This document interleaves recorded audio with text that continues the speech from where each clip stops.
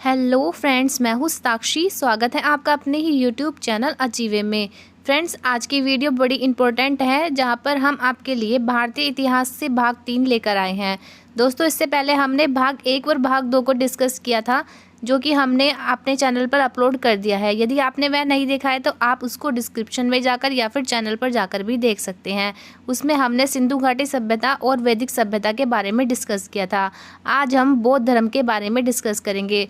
Friends, ये भारतीय इतिहास का पार्ट 3 है, जो कि आपके पीईटी सिलेबस में भी दिया हुआ है। तो दोस्तों, इस चीज़ को ध्यान में रखते हुए हमने सीरीज़ वाइज आपको 3rd वीडियो प्रोवाइड करा रहे हैं बौद्ध धर्म की। तो दोस्तों, ज़्यादा देरी न करते हुए चलते हैं हम अपने क्वेश्चंस की तरफ। दोस्तों, यहाँ पर 20 क्वेश्चंस होंगे, जिसमें से कि आपको राइट आंसर छांटना है और लास्ट में हमें कमेंट में लिखकर भी बताना है कि आपने कितने क्वेश्चंस को राइट किया है। दोस्तों, इन क्वेश्चन को देखने से पहले हम प्रीवियस वीडियो में जो हमने क्वेश्चन पूछा था उसका आंसर देंगे सबसे पहले। तो यह क्वेश्चन है, ऋग्वेद को पढ़ने वाले को क्या कहा जाता है? तो दोस्तों, जिसका राइट आंसर हो जाएगा वो होगा होर्त। ऋग्वेद को पढ़ने वाले को होर्त कहा जाता है। दोस्तों, इसके इंपॉर्टेंट फैक्ट की बात कर ले तो वेद को पढ़ने वाले को अथर्ववेद कहते हैं। सामवेद को पढ़ने वाले को उद्गाता कहा जाता है। अथर्ववेद या फिर वैष्णवेद को पढ़ने वाले को ब्रह्मा कहा जाता है। दोस्तों, यह भी आपको पता होना चाहिए। अब चलते हैं हम अपनी फर्स्ट क्वेश्चन की तरफ। दोस्तों, ये रहा हमारा फर्स्ट क्वेश्चन, जिसका आंसर आप हमें बताएंगे। गौतम बुद्ध का जन्म कहाँ पर हुआ था? बताइए दोस्तों, गौतम बुद्ध का जन्म कहाँ पर हुआ था? तो फ्रेंड्स, जो इसका राइट आंसर होगा वो होगा कपिलवस्तु लुम्बिनी, नेपाल में। Right answer is option first, Kapilvastu Lumbini, Nepal में हुआ था। दोस्तों, गौतम बुद्ध के बारे में थोड़ा सा जान लेते हैं। गौतम बुद्ध का जन्म कपिलवस्तु लुम्बिनी, नेपाल में हुआ था और 1563 ईस्वी पूर्व में शाक्य कुल में हुआ था और इनका जन्म वैशाख पूर्णिमा को हुआ था।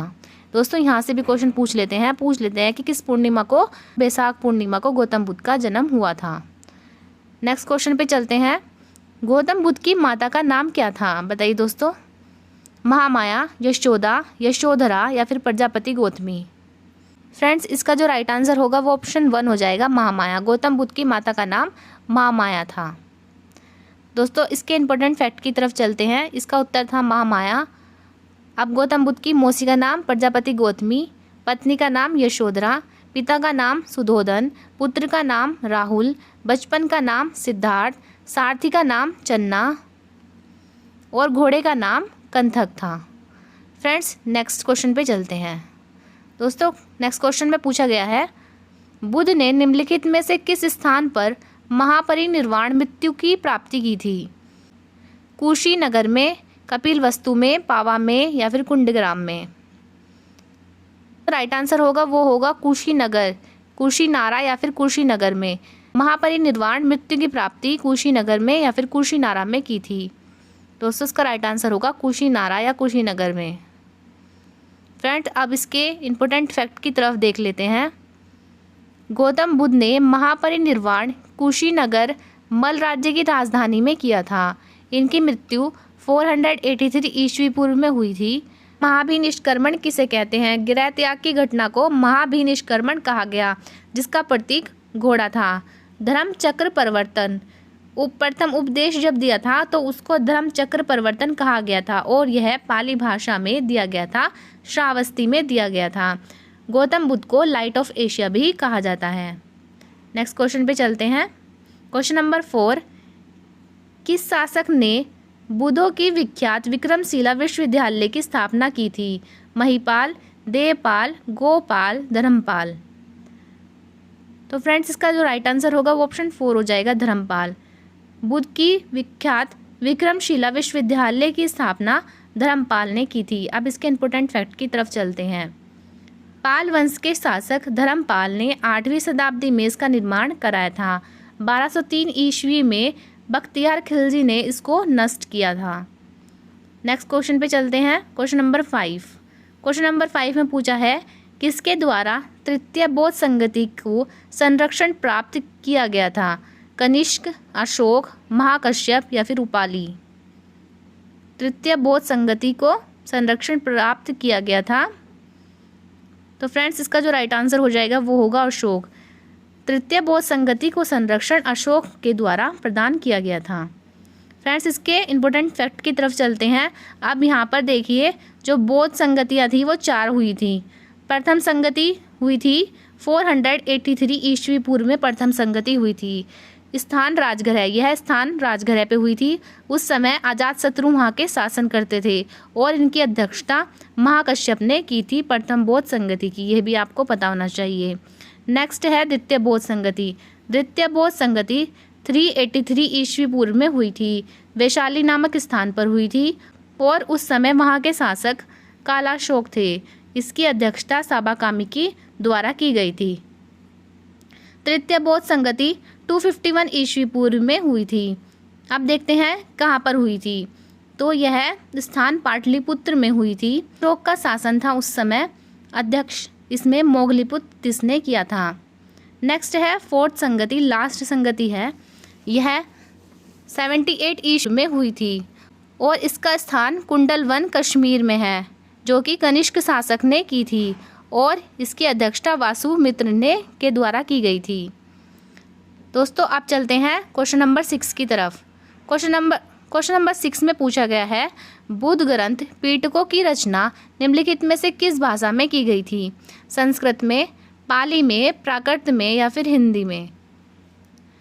फ्रेंड्स, इसका जो राइट आंसर हो जाएगा वो ऑप्शन 2 होगा, पाली में। बौद्ध ग्रंथ पिटकों की रचना पाली भाषा में की गई थी। अब इसके इंपॉर्टेंट फैक्ट की तरफ चलते हैं। बौद्ध धर्म का सबसे महत्वपूर्ण ग्रंथ त्रिपिटक है।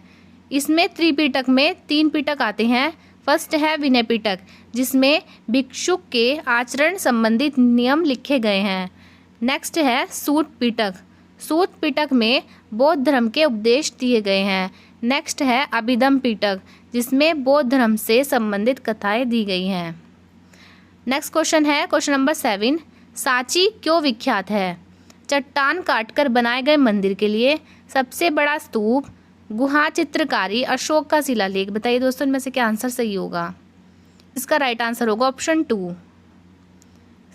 सांची इसलिए विख्यात है क्योंकि यहाँ यह सबसे बड़ा स्तूप है। दोस्तों, क्वेश्चन नंबर 8 है, बौद्ध धर्म और जैन धर्म दोनों के उपदेश किसके शासनकाल में दिए गए थे? बिंबिसार, अशोक, बिंदुसार या फिर अकबर?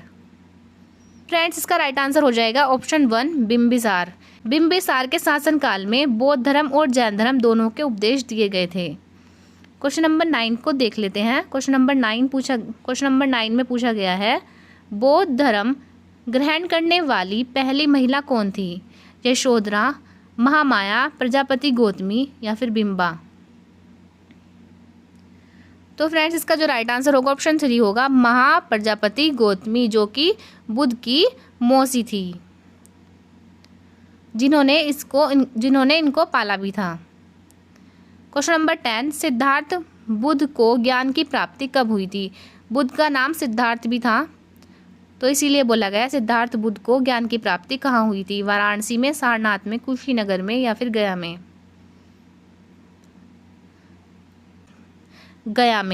गया जो कि बिहार में स्थित है, वहाँ पर बुद्ध को ज्ञान की प्राप्ति हुई थी। उसी के बाद यह बुद्ध कहलाए थे।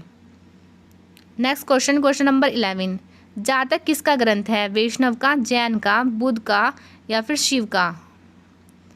तो फ्रेंड्स, इसका राइट आंसर होगा ऑप्शन 3, बौद्ध का। जातक बौद्धों का ग्रंथ है। फ्रेंड्स, जातक में देख लेते हैं क्या होता है।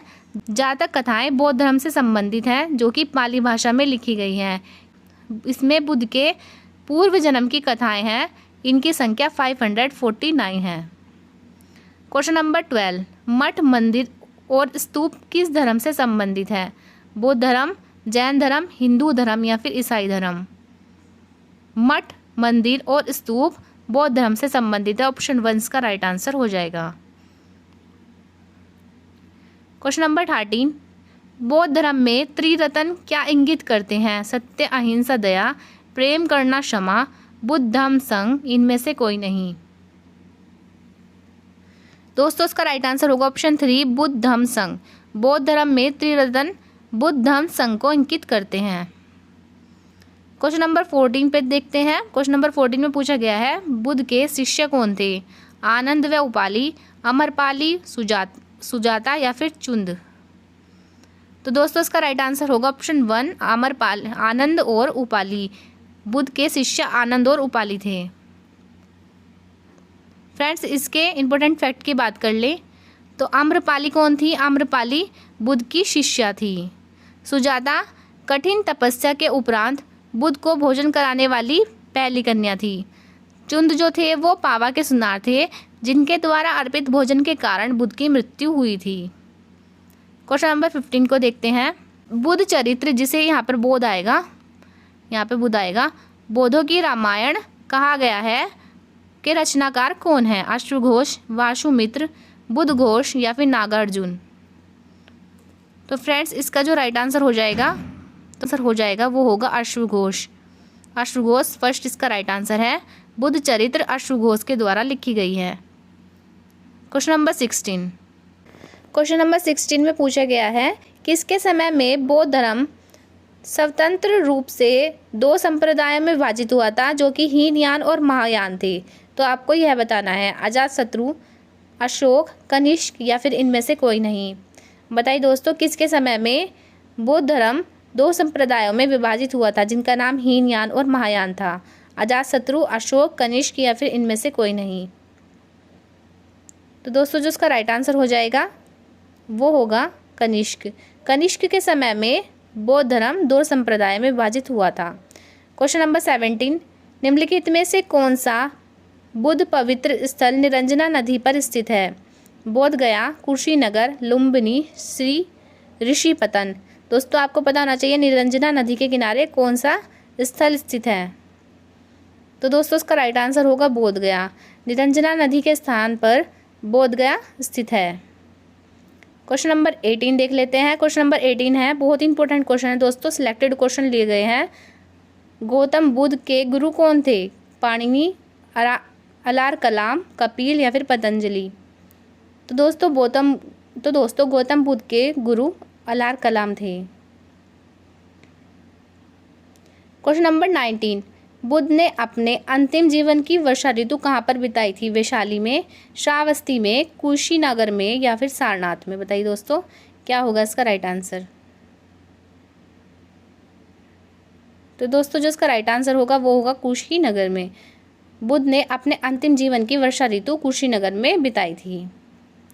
अब है हमारे वीडियो का लास्ट क्वेश्चन जिसका आंसर आप हमें कमेंट में लिखकर बताएंगे और हम इसका आंसर आपको नेक्स्ट वीडियो में बताएंगे।